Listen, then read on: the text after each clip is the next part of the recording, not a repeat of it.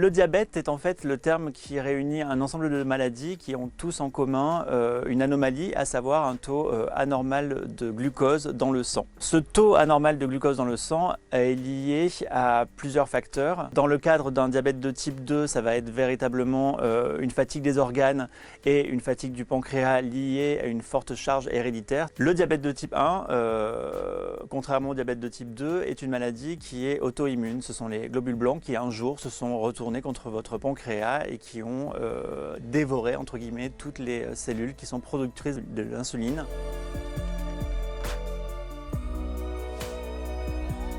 C'est un petit peu complexe, il va falloir vous accrocher. Quand on mange, tout le monde, que vous soyez diabétique ou pas, vous mangez des glucides. Ces glucides vont être digérés, rentrer dans le sang et une fois qu'il est dans le sang, ces glucides vont être utilisés par vos organes pour fonctionner. C'est un peu l'essence de vos organes, de votre cerveau, de vos muscles, etc. Ce qui permet au sucre, aux glucides, donc dégradés en glucose, de rentrer dans vos organes, c'est une petite clé qui est une hormone que vous produisez qui s'appelle l'insuline. Chez les diabétiques, cette insuline est soit inexistante, soit elle fonctionne beaucoup moins bien, ce qui fait que le sucre ne va pas passer du sang vers vos organes qui en ont besoin. Le sucre va rester dans le sang et vous allez avoir plusieurs problèmes liés à cette accumulation de sucre dans le sang.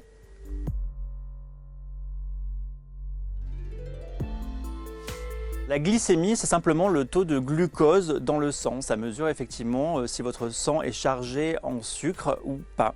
Alors pour bien comprendre ce que c'est qu'un diabétique et pourquoi c'est important pour le diabétique de suivre sa glycémie, j'utilise souvent l'image de l'élastique tendu entre deux clous. Chez une personne normale, cet élastique, quand vous donnez un coup dedans, il va briller et puis revenir à l'état normal. Chez un diabétique, quand vous donnez un coup de dent, l'élastique est tellement lâche qu'il va aller en haut et en bas et rester là. Donc vous avez besoin d'injecter de l'insuline ou sinon d'agir différemment pour que l'élastique soit toujours plat et dans la norme. Donc la glycémie, c'est ça. L'hypoglycémie caractérise un taux de glucose dans le sang qui est plutôt bas, plutôt faible et qui va commencer à altérer plein de choses dans l'organisme.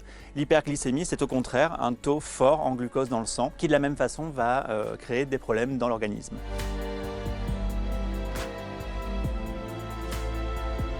Dans le traitement du diabète de type 2 ou du diabète de type 1, il existe une foultitude de traitements différents. Dans le cadre d'un diabète de type 2, on a toute une phase qui va consister à prendre des antidiabétiques oraux ou injectables. Ça va être des cachets qui vont interagir avec le pancréas et les différents organes.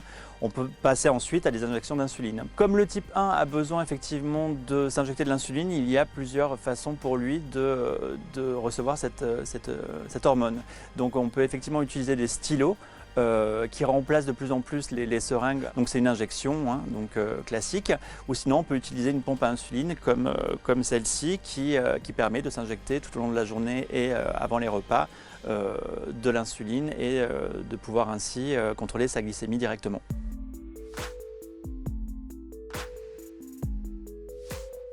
L'alimentation est au cœur de la vie du diabétique, surtout pour le diabétique de type 2. Ce qu'il faut, c'est véritablement avoir une alimentation équilibrée, comme devrait l'avoir en fait tout le monde. C'est simplement que le diabétique se rend véritablement compte de l'impact d'un régime équilibré sur son organisme. Alors les grandes règles pour manger équilibré, c'est véritablement d'éviter de manger trop gras ni trop sucré.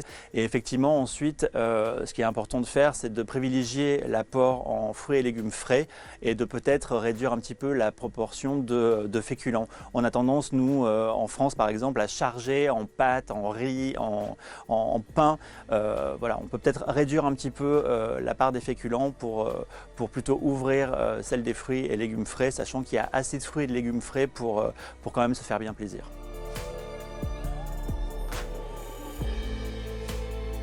On ne guérit pas pour l'instant du diabète, véritablement. On a parfois des paliers en ce qui concerne le diabète de type 2. Pour le diabète de type 1, c'est entre guillemets fichu. Lui, il est diabétique de type 1, voilà, il ne pourra pas revenir en arrière. Mais chez le diabétique de type 2, effectivement, on peut avoir un sentiment de rémission qui fait qu'on n'a pas besoin d'avoir de traitement spécifique. Et le fait de simplement faire du sport et de manger équilibré va suffire à réguler son diabète.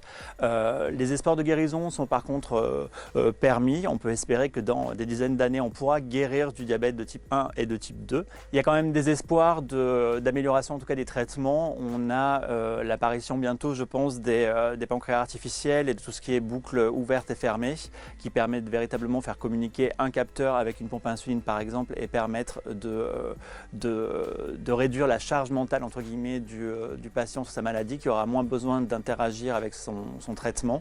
Et je pense que voilà, dans quelques années, on pourra être un petit peu déchargé, nous en tant que malades, de la gestion de notre propre maladie.